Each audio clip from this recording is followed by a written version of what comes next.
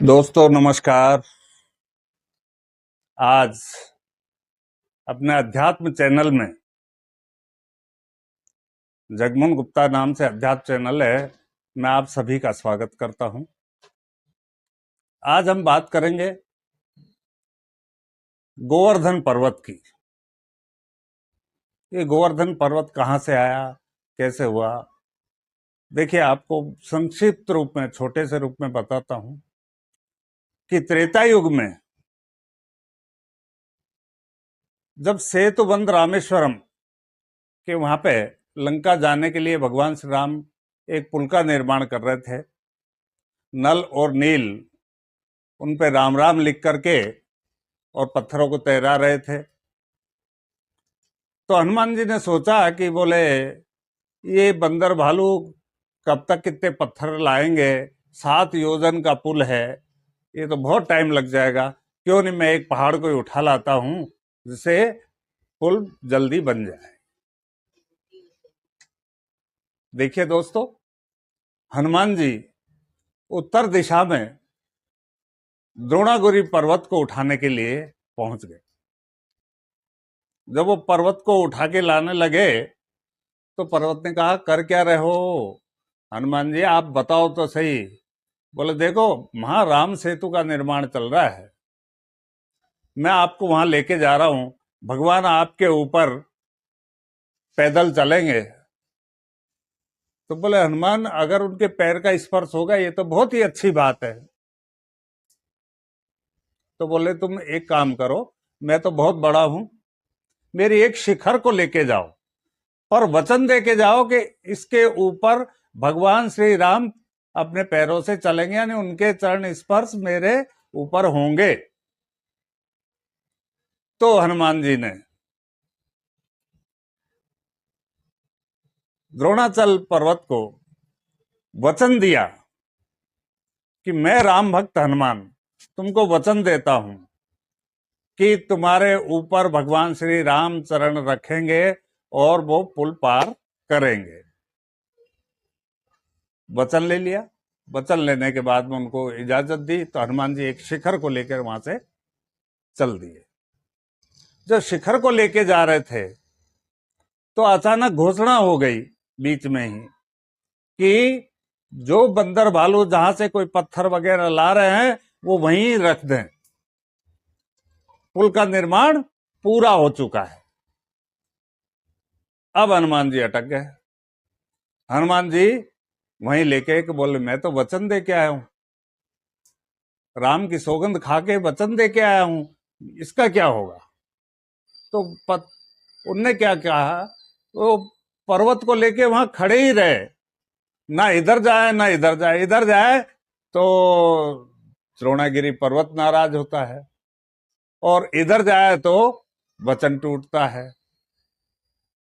जब वो कहीं नहीं गए, पुल पूरा हो चुका, तो भगवान राम ने देखा कि हनुमान तो है ही नहीं, हनुमान के बिना लंका में कैसे चले? तो उनने बड़ा ध्यान लगाया तो हनुमान जी तो रास्ते में खड़े थे। तो हनुमान को याद करके भगवान राम ने कहा, बोले जी मैं तो आपकी कसम खा के आया हूं, मैं आपकी सौगंध दे के आया हूं, वचन दे के आया हूं कि तेरे ऊपर भगवान श्री राम पैर रख के ही चलेंगे और महापुल पूरा हो गया, अब मैं क्या करूं?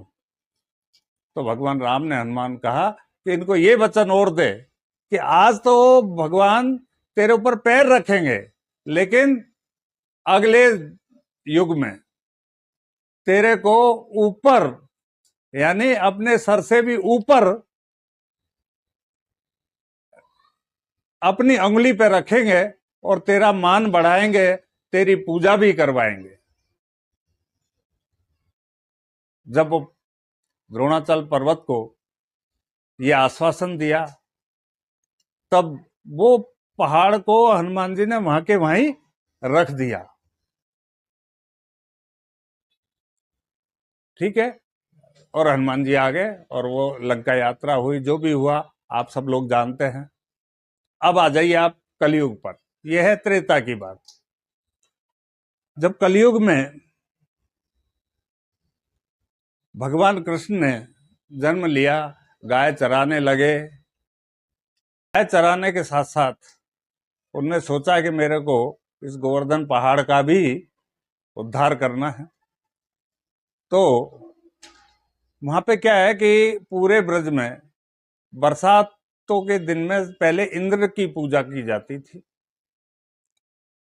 तो भगवान कृष्ण ने इंद्र की जगह नंद बाबा को कह के तो बोले, भाई हमारे जो ये पहाड़ है इसमें तो पूरी गैया चरती है, गोबर होता है वो ईंधन, लकड़ी होती है तो वहां से आता है, पत्थर होता है मकान बनाने को तो वहां से आता है, हमारे तो सब तरह से कल्याण ये गोवर्धन पर्वत ही करता है।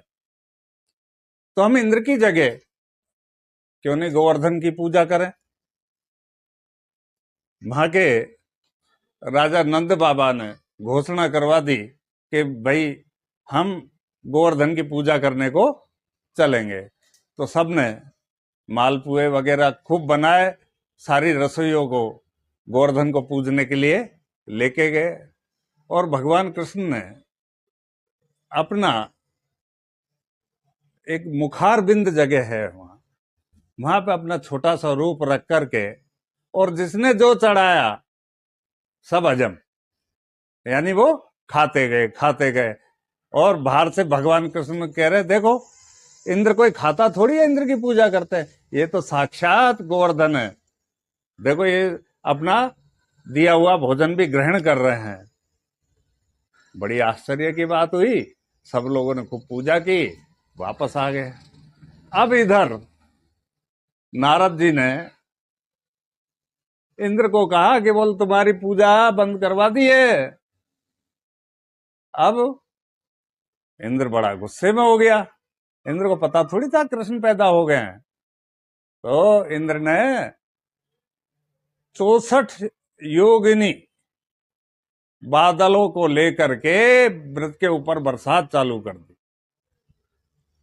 और बरसात चालू हुई तो ऐसी हुई कि चारों तरफ जलमग्न हो गया है।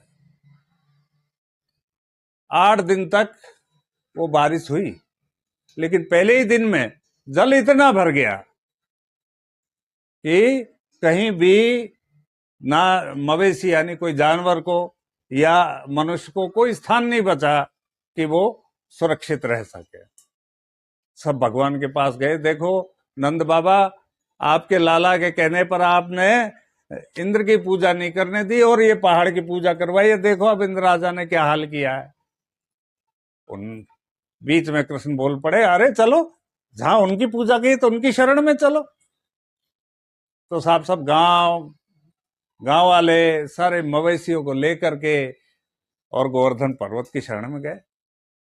महाश्री कृष्ण ने अपने बाएं हाथ के लास्ट अंगुली इसके ऊपर गोवर्धन पर्वत को उठाया है और 7 दिन और 7 रात वो पर्वत को उठा करके वही गोवर्धन पर्वत का मान बढ़ाया है और वहां सबको सुरक्षित।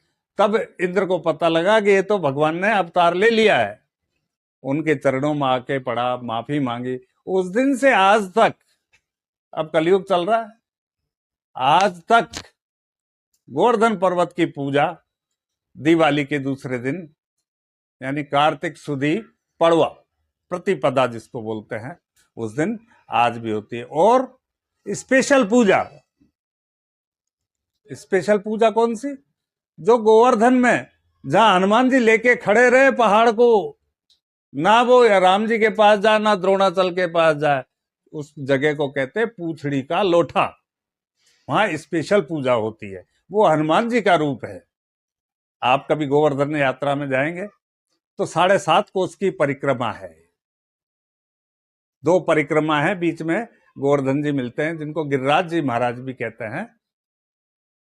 तो 7.5 कोस की ये परिक्रमा हर इंसान को उस दिन पूजा करके लगानी चाहिए। और आपको कहानी सुनाने का मतलब यही था कि गोवर्धन पर्वत की महिमा को कैसे बढ़ाया। कहाँ तो वो पैदल पैर रखकर चलने वाले थे, यह सर से भी बहुत ऊपर और तर्जनी उंगली पर, ये लास्ट उंगली है, इसके ऊपर पहाड़ को 7 दिन और 7 रात धारण किया है। इसलिए उसकी महिमा आज भी इतनी बड़ी है। वहीं मानसी गंगा है, गिरिराज जी महाराज के दर्शन है, 7.5 कोस की परिक्रमा है। जाइए, जरूर जाइए, दर्शन कीजिए और महिमा का गुणगान करिए। दर्शन करके लाभ उठाइए आप भी। सनातन धर्म की जय हो। धन्यवाद।